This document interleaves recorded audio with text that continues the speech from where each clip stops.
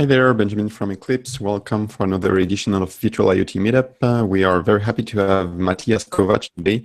Matthias is a very busy man. You may know him from the Eclipse Californium project, a Java implementation of the co-op IoT protocol.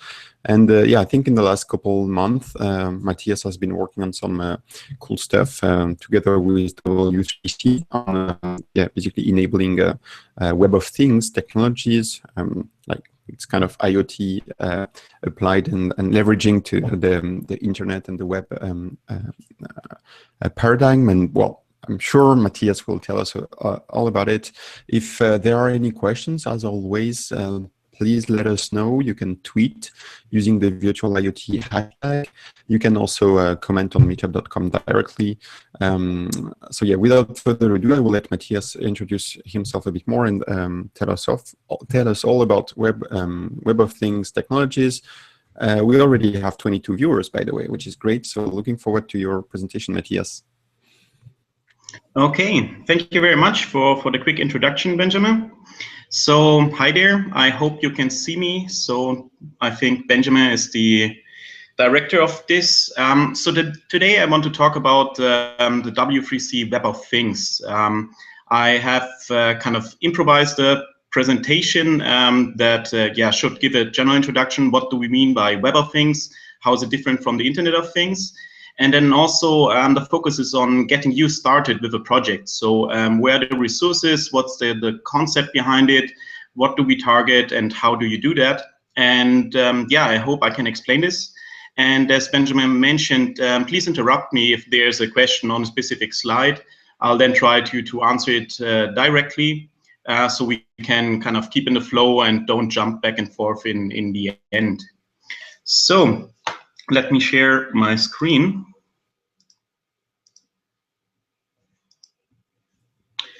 Okay, Benjamin, could you?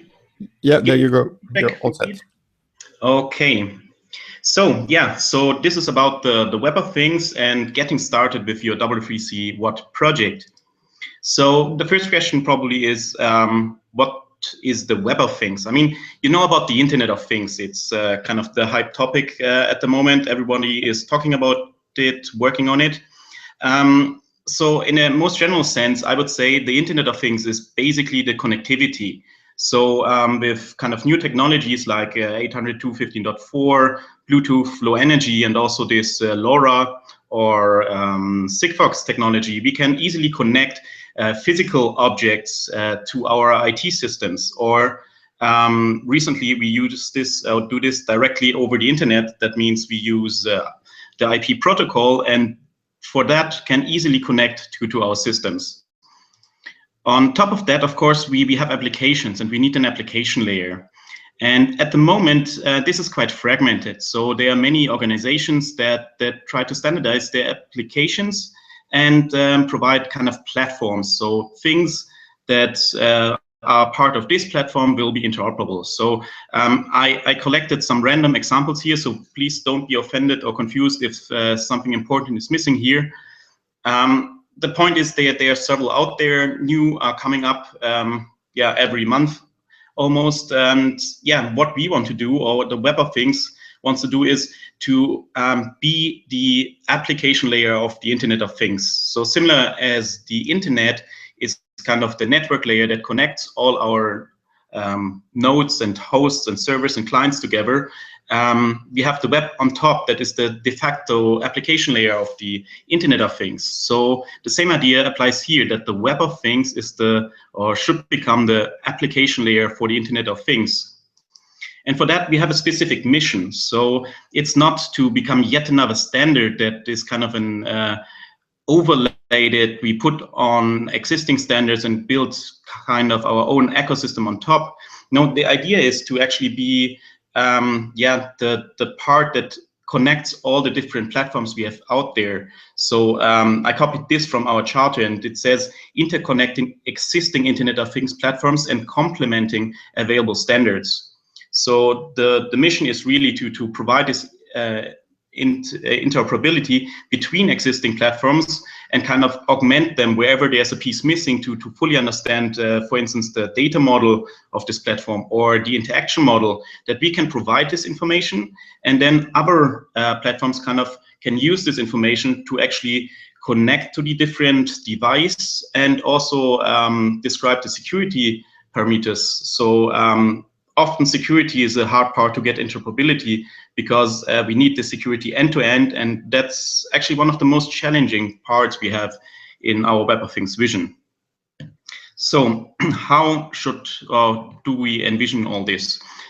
This is something from our upcoming working group charter, and should summarize the concepts. So of course we want to have, let me try this, web integration. So that means that we are targeting eventually to be part of the web browser, so that we have APIs in the web browser to access things, to interact with things. And of course, cloud plays a role here. So cloud is the current solution, I would say, for Internet of Things applications. So you have devices, they connect to their cloud, and that's how you access the data.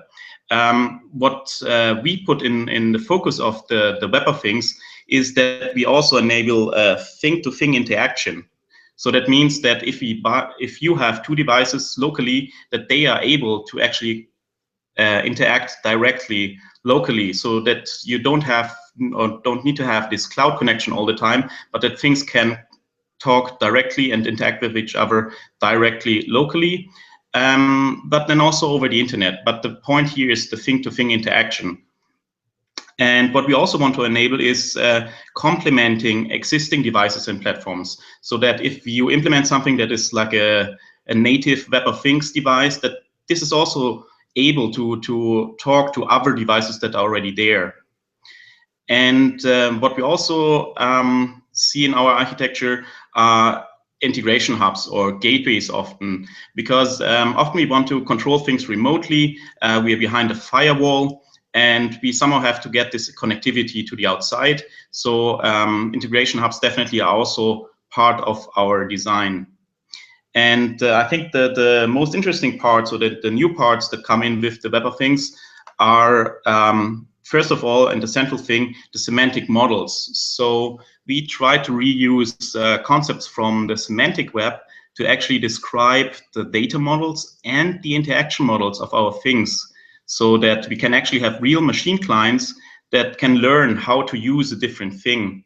And because the descriptions are not just text in a specification, but really formulated as semantic triples, we envision that things can actually change over time, and that the whole application can evolve, because, yeah, the description is machine understandable.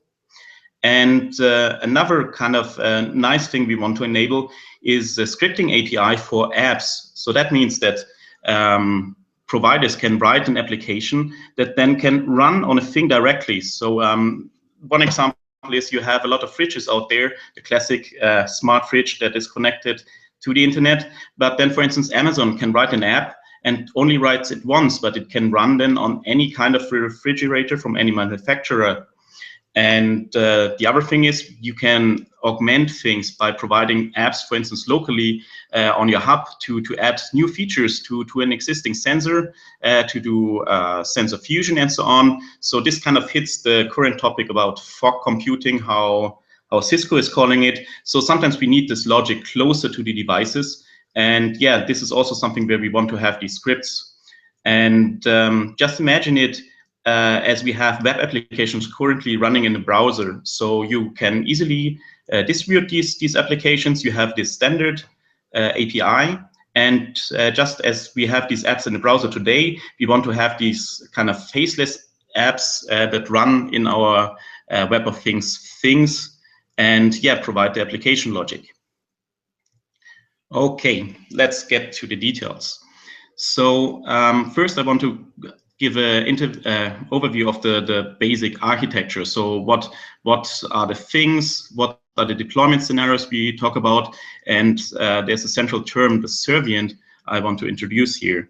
We then have a closer look at the WoT interface, and that is basically the term that covers the protocol bindings and yeah, how we then can talk to a thing in a web-like fashion.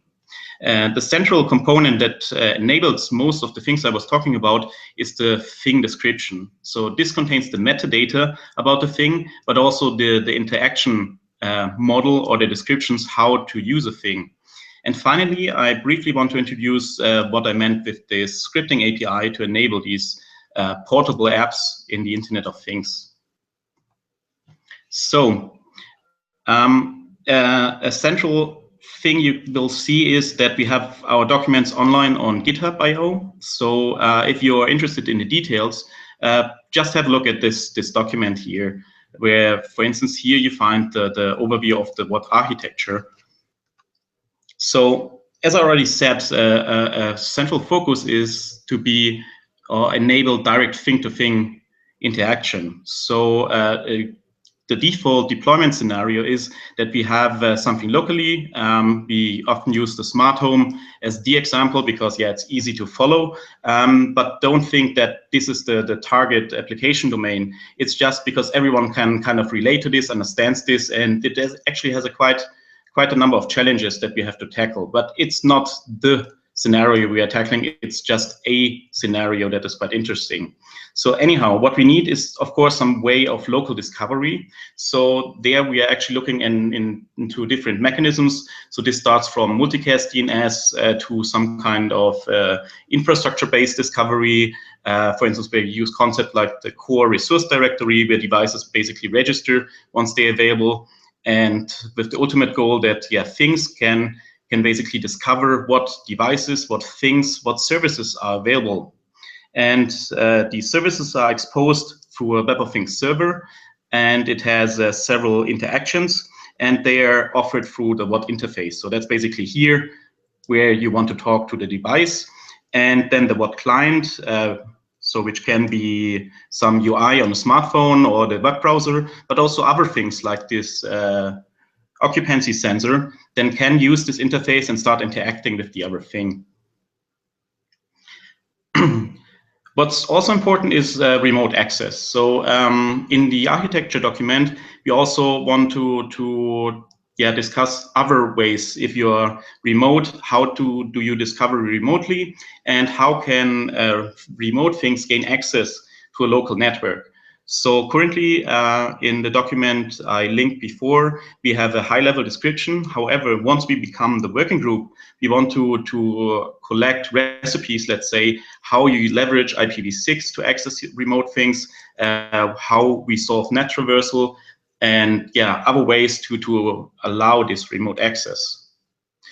There are two straightforward solutions. So one is this integration hub that I was already mentioning. So if you have kind of a hub that sits at the edge of your network, you can make this available from the outside. So it can have a public port, for instance, and be reachable from a remote browser or your application that you carry around on your smartphone. And this hub then takes over the local discovery and exposes the things to the outside. And so once we introduce a hub, we get these nice features that we can provide virtual things. So it's not only the individual devices like this air conditioner or the window shades or whatsoever, but you can aggregate this and have some virtual representation, for instance, of a room that you then control. It's not the individual device anymore, but more the concept of the physical things you find in the house. And you can provide something like sensor fusion. So you're interested in some phenomena, and there are a couple of sensors, but they don't provide what you need. But then you can process this data and instantiate a virtual sensor that actually gives you the phenomena that you're interested in. Easiest example is the occupancy. So you might have a motion sensor, but it only tells you if there's motion. If you combine this information with other things like activity on devices and so on, you can get a nice optimized occupancy sensor. And often the function of such a hub is also to integrate and augment legacy devices. So the role of gateways that we often hear in the scenarios can also be leveraged in this architecture. The other way to enable remote access is, of course, the cloud mirror. This is something that basically we already know from current applications that are rolled out. So if you buy your smart light bulb, usually it needs some kind of internet connectivity and then connects to a to a cloud service, and that's how you access. With this kind of cloud mirror, you have the same possibilities. You can also provide these virtual things. Maybe this is now of whole buildings, or maybe a complete site that you want to connect to other remote site. And with this cloud model, we directly integrate in this mobile app world, as I said. So usually IoT devices usually come with a smartphone app today and then connect to some cloud to allow for this mitigation towards direct thing-to-thing communication. We envision this also in our architecture. And as I said, so the smart home is not the targeted thing, not even consumer electronics, but in the interest group, we have a lot of members that come from an industry background. So we're actually also looking into the requirements you have in industrial applications, where you, for instance, have these kind of really classic field buses that somehow need to be bridged to be able to be reachable over the internet. And there are also even more exotic cases. For instance, we are in contact with the W3C Automotive group that also look into ways how to make cars smarter, how to enable cars and this connectivity for cars that comes up to smart services, payment, and open markets for this. Okay, so this is a central piece that we need to explain, the WoT Servient. So Servient is kind of a new term that is a combination of server and client, and it reflects how Internet of Things applications usually work in general. So we often have the client-server model. However, a thing is usually both at the same time. So it offers services, so it waits for other things to connect. So it's a server. However, it also has sometimes some initiative. For instance, if you have a light switch, the user clicks it or presses it, and then it has initiative to send a message. So it's also a client. And that's the default model we have, that the things are clients and servers at the same time, hence this new term of Servient. So how does it look like? So this is basically a chart what you would need to implement. Let's start from the top. So first thing is the application logic. So this is basically what controls your thing and that turns it into a smart thing.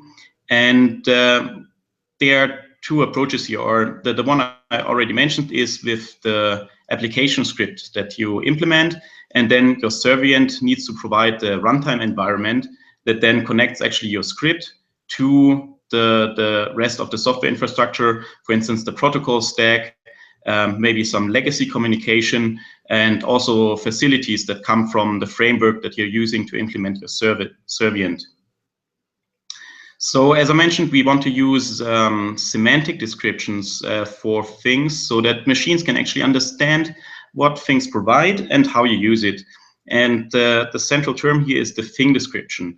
So the thing description is something that is associated with such a Servient. It kind of covers the resource model. That means, we use resources to abstract interaction points. And we are the Web of Things, so we definitely want to use URIs to address and identify these interaction points. And that's why we have this common abstraction of a resource model in here. And this can then nicely be translated into something that connects to the semantic web, where we also use URIs and then semantic descriptions of these subjects in the semantic web. And on the bottom part, we have the protocol binding and then some connectors to actually interact with this thing. And this brings up a new target we have, that is protocol bindings. That means that we are not focusing on a single protocol like HTTP, but actually we want to have bindings for several protocols, because different application domains have different requirements and therefore usually use different protocols. And the model we are using should abstract from that and allow various kinds of protocols to implement a WoT Servient or this WoT Interface that is used to actually interact with our WoT Servient. So what's the usual implementation, let's say? So if you have a native Servient, everything runs on or should run on the device itself. So you have your application logic there, for instance, that knows how to turn a light bulb into orange, how to use the IOs to do that, the PVM or whatever you need on your device. And it also has the protocol stack. And then if you have a client, for instance, a browser on a normal laptop, smartphone, or maybe another control thing, it will directly contact the Servient running on this device, which is connected, for instance, through Wi-Fi in case of the LiFix light bulb, or some other protocol. As I mentioned, there are different protocol bindings. And also this thing description is then served by the thing directly. So that gives the nice property. You install a new thing and it's shipped directly with its semantic description. So other things can start directly to interact with it. The other possibility is that we host the Servient on integration hub.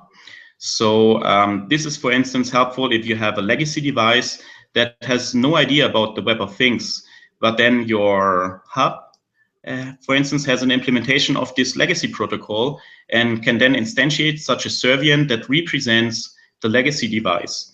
And then for the client, the browser and whatsoever, it looks as if it would connect to the legacy device itself. However, it's hosted on the hub. Of course, this is the default gateway functionality. The nice thing here is, I mean, we use these URIs, and often you can just link things together. So you don't really care where exactly they are executed. So it could be on the device directly, maybe it's on a hub, maybe it's in the cloud.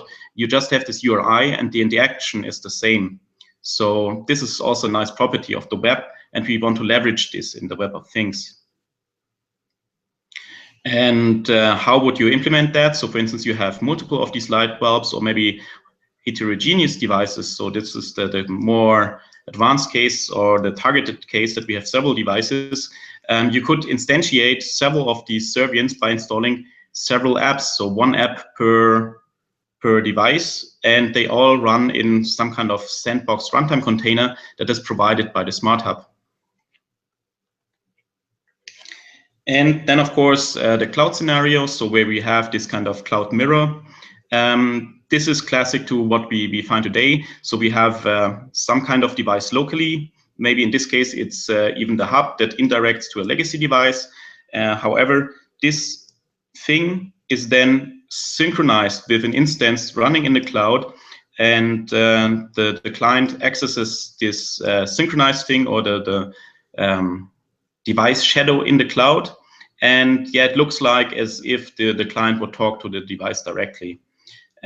This then provides some other advantages, so you can easily share your devices. You have an easier way of access control.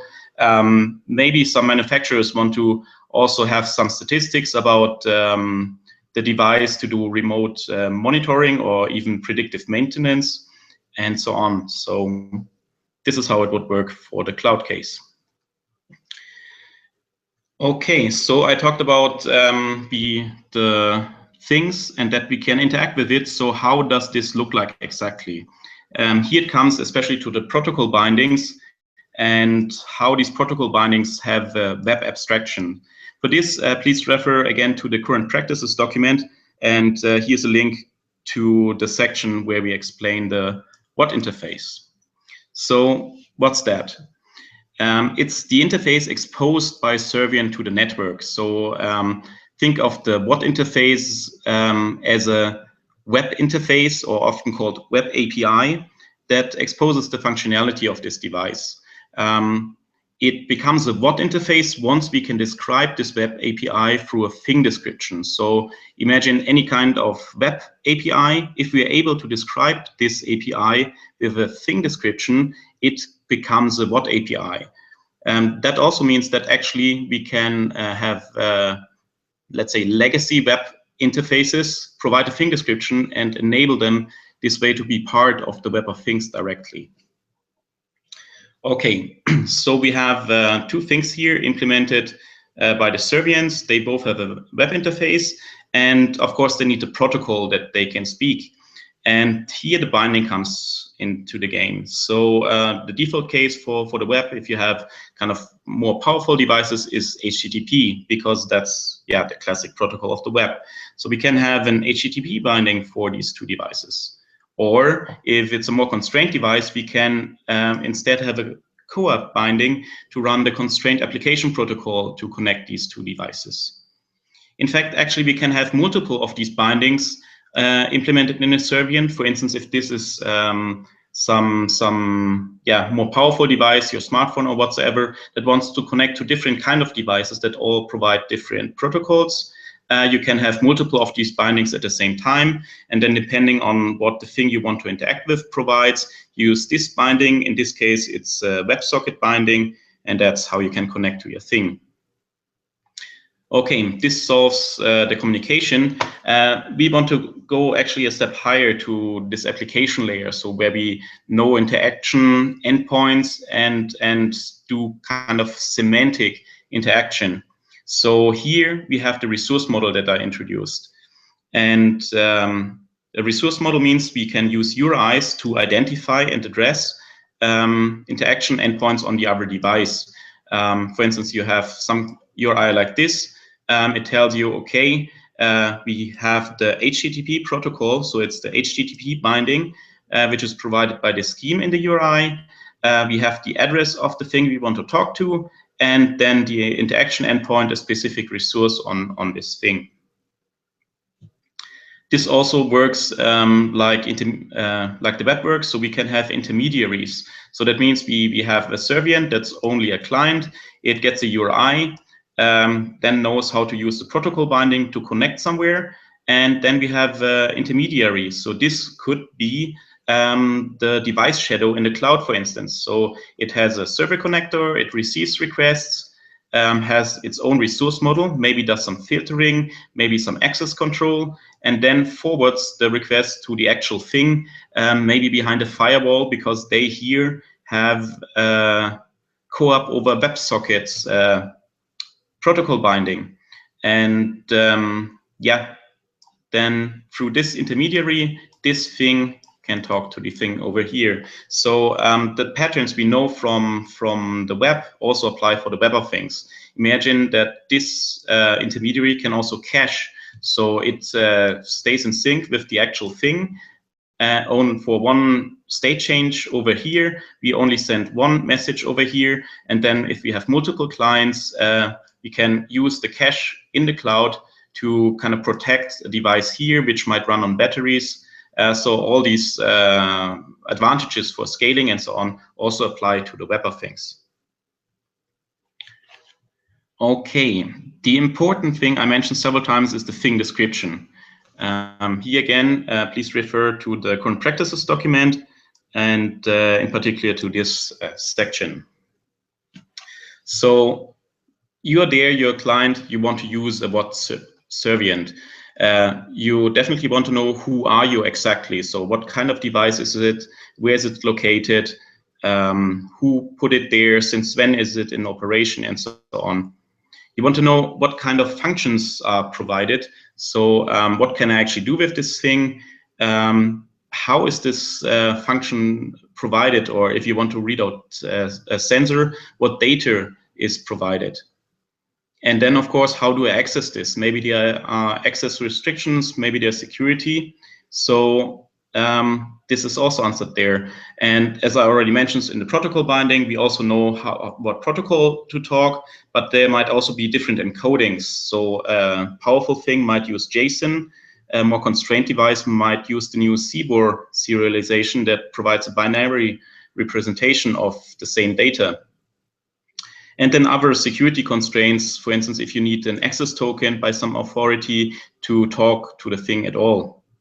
And all this is covered in the W3C Thing Description. So we take metadata about the thing. We take the resources it has, so the different interactions that are provided, and also information from the protocol bindings and put it in the thing description. It's wrong direction. And then a client can retrieve this thing description, which I said could be provided by the Servient directly, or it can actually also be hosted somewhere else. It doesn't really have to be on the device itself. If it's a really constrained device, you might have an online resource that is linked that serves the thing description. Anywho, the client then can learn about the metadata, the URIs, and actually initiate the communication with this thing. So currently, the thing description uses JSON-LD.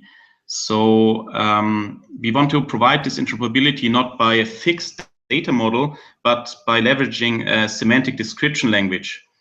And JSON-LD is a nice starting point because it's based on the JSON format. It's quite popular on the web. And it allows machine interoperability because it has vocabularies that are defined. So it actually is rooted in the RDF, the resource description framework of the semantic web. So whatever you write in JSON-LD, it looks like JSON. It's quite human readable, but actually it's following the subject predicate objects model of RDF. So you have these triples that make the whole thing machine understandable. So how does this look like?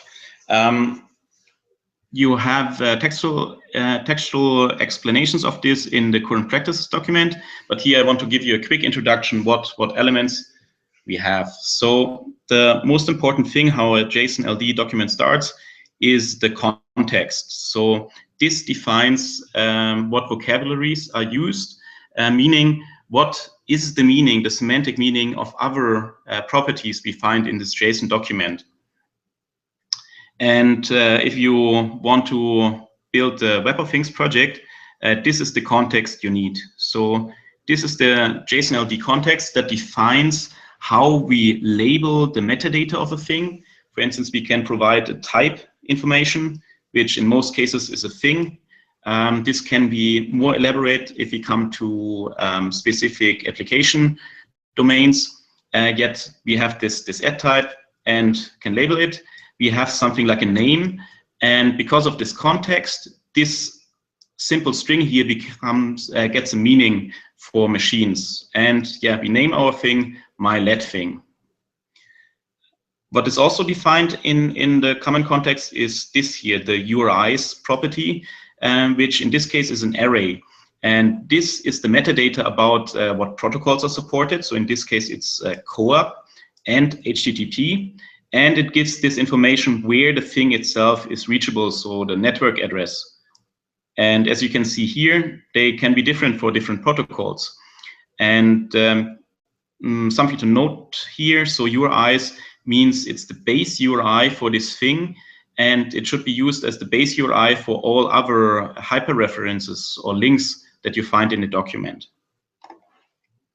Then, as mentioned earlier, we also need to define what encodings are possible. This thing provides JSON and EXE. So this is a binary efficient encoding of XML. And we can define what security we use. In this case, it's using JSON web tokens. It defines what algorithm is used, so kind of to parameterize this token technology that we use here. And we can also give information where we can actually get these access tokens. The security property here is actually a stub to plug in several different descriptions of security. So we do not define what security has to be used, but we just provide a stub where you can plug in your security model and then need to define how to describe your security model. Then coming back to the context up here, so we have our default context. So you see this URI. So this explains all the default terms we have in here. And then we have a second context here that uses a prefix called actuator. And this here is actually an extension for a specific application domain. This is also what we do not standardize. This should come from third parties that want to join the Web of Things initiative. but then have their application-specific knowledge and can put this into a semantic description and then import this context into the thing description. So remember this prefix we use, actuator, it stands for this URI, and then whatever comes after actuator basically would be the thing after the hash here to give meaning to terms in this thing description. Okay, now I need to reset that. That's only possible here. Okay, what else is in this thing description? So we have currently 3 different types of interactions defined. So one is a property, the second one is an action, and the third one is event that I'm not showing here right now because it's not fully stable yet. However, there are currently these 3 interaction patterns: properties, actions, and events. Let's have a look at the properties first because it's the most simple one. And it's used to read out data from a thing. So what you find here is first the add type. So this is the semantic identifier for this type of interaction.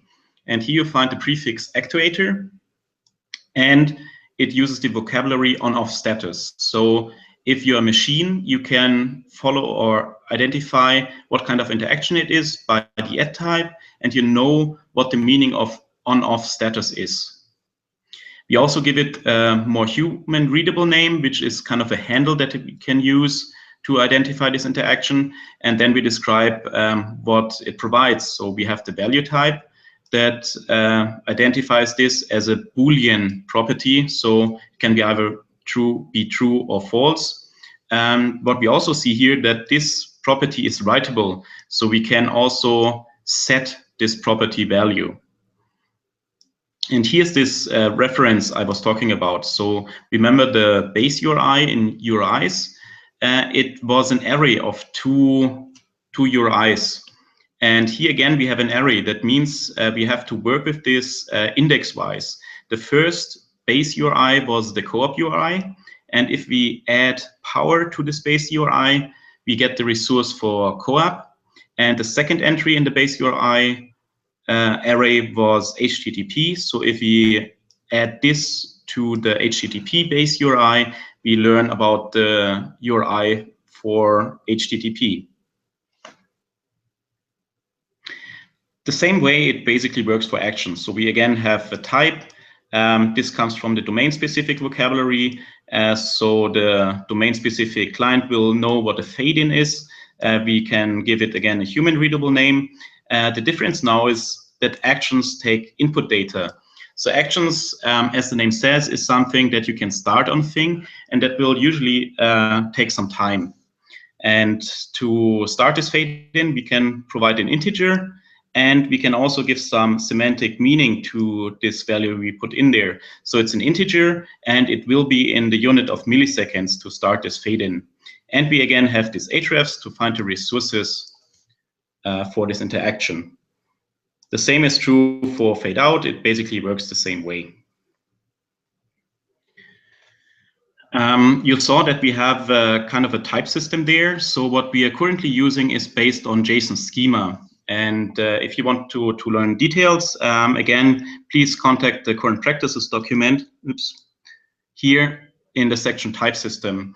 If you start your Web of Things project, it's most easy to start with the simple types. And there, JSON schema provides Boolean, integer, number, which is basically a floating point number, or string. But also note that this is not fixed. This is, again, a stub, and you can actually plug in your own type system under the value type property in the JSON-LD document. So you can either use a different existing type system, or you can come up with your own that you then need to describe in your domain-specific context. How do you create this thing description? So when you get started, the easiest way is you manually copy, paste, and then modify one of the existing thing descriptions. So you can start with the examples given in the current practices document, or you have a look at the thing description repository that we are running that is used for the PlugFests that we are running in the Web of Things interest group. Note here that this might be offline from time to time because it's a thing that is actively in development. Anyhow, check back from time to time on this address, and you should, in most cases, get a response. We can find more thing descriptions. Once you kind of got used to the whole Web of Things, you can improve your framework that it generates the thing description directly. So based on what interactions you define, it should serialize this thing description automatically. So ultimately, the goal should be that you never write thing descriptions by hand. They are always created automatically based on the thing you implement. Okay, quickly, the last point, the scripting API. This is a very short introduction how it should work. For details, please refer to the current practices document. So how you would start your project is probably without a scripting API. So you have this Servient, you have your protocol stack implemented here to be able to provide the WoT interface down here. Of course, you need the resource model to have the common abstraction. And then just in the native language of your framework, you implement the application logic. That means the resource handlers, for instance, for a property, when you receive the request, you write that in the same language. Could be C if you work in the embedded area. It could be Java if you, for instance, use the Californian project to implement your thing. But yeah, you use the native language of the framework. The alternative is to provide a scripting API, and for this you need a runtime environment. That means all this, your protocol stack and so on, is written in one language, and you then have a runtime environment, for instance, for JavaScript. Here the Nashorn engine, for instance, could help to then be able to run scripts in this runtime environment.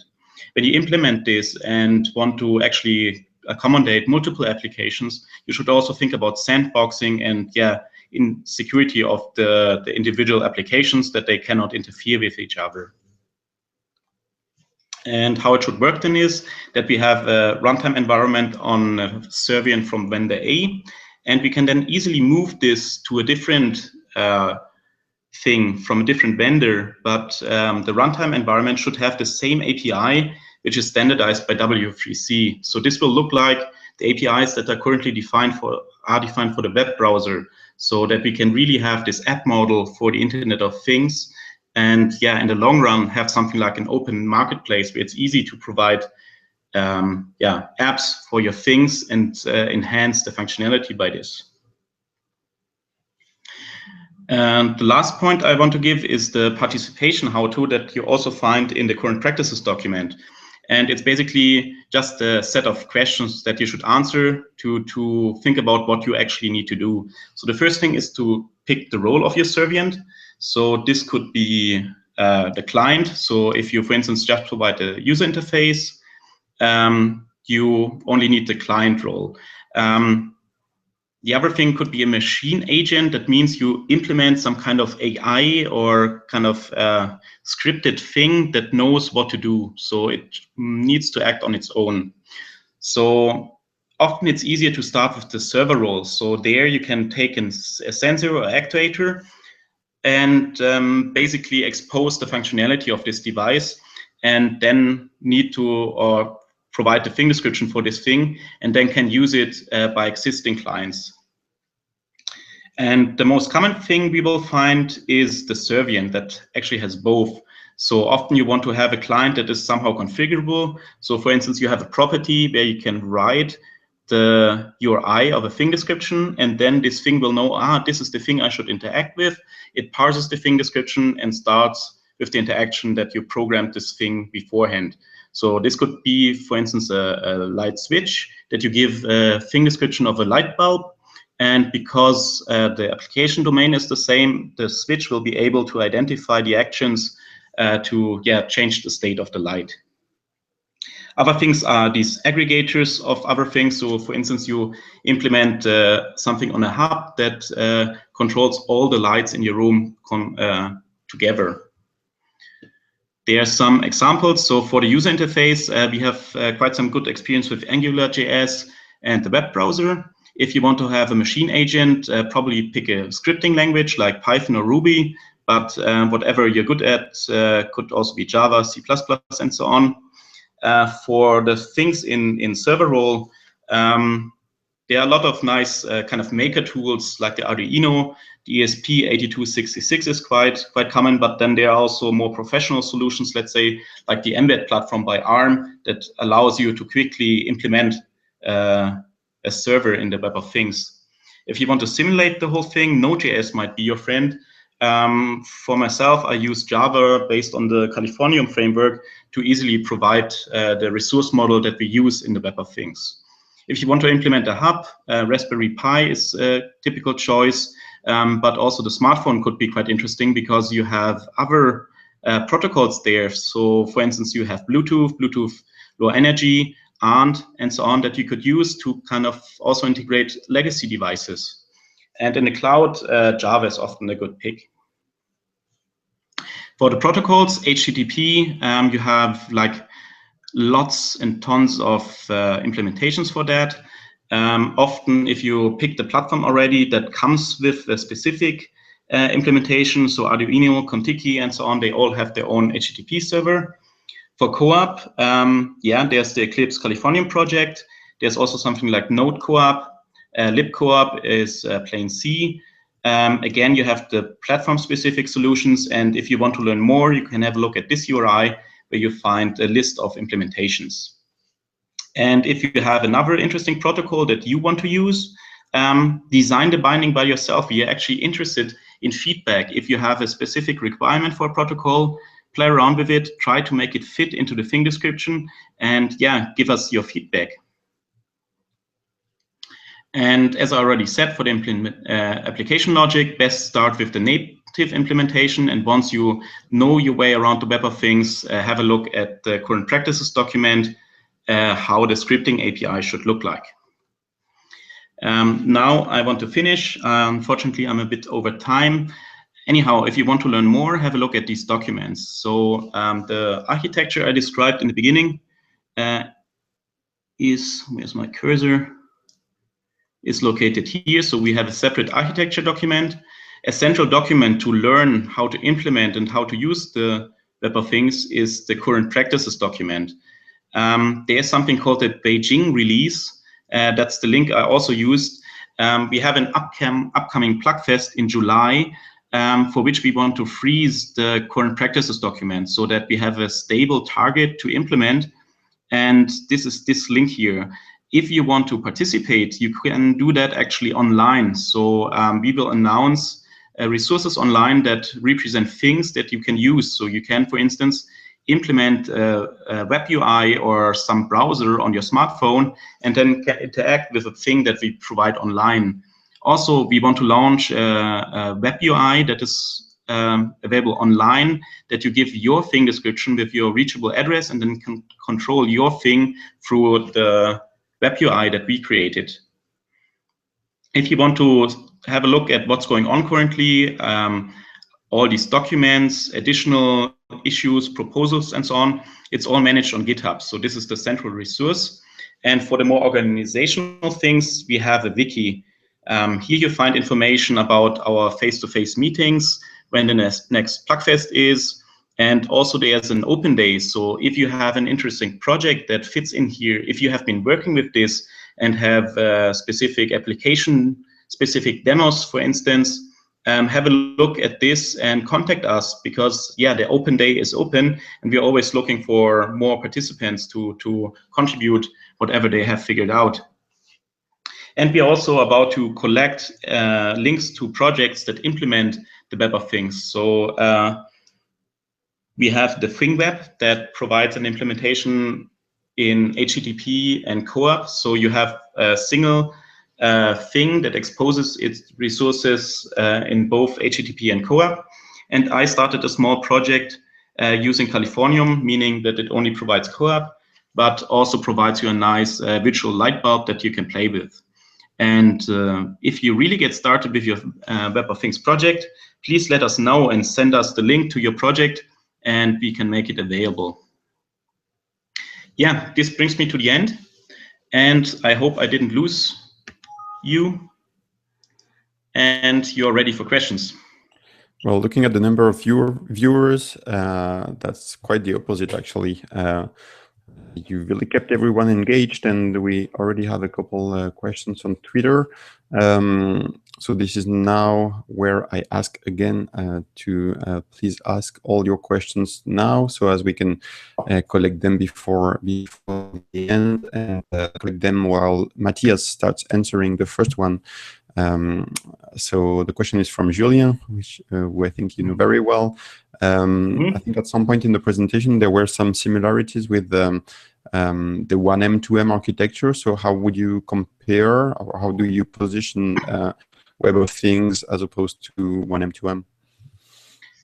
So as I said, the Web of Things tries to augment or interface with the existing standards and platforms we have out there. So 1M, 2M is quite interesting because they also want to use semantics. So they, for instance, adopted, I think, the Saref ontology that describes appliances and so on. So they have this application-specific vocabulary that can be used with the Web of Things framework to describe the specific interactions they have. So how to bring them together would be, we have this template of a thing description, and they plug in their semantic descriptions, and then they can provide a thing description to easily integrate the 1M, 2M things, services, and so on into the web. And so a benefit could be that there are, for instance, these web UIs I was talking about that can provide easy usable dashboards for services that come from a different platform.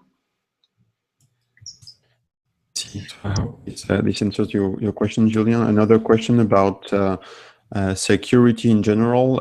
Does Web of Things address things like device enrollment, provisioning of security credentials, and things like that? So this is very application specific how you do that. So that's what I mentioned, is that we have this kind of stub in there. So the target of the Web of Things is more to describe this, so that we can have a semantic description, or at least the pointers, how to use the security of a different platform.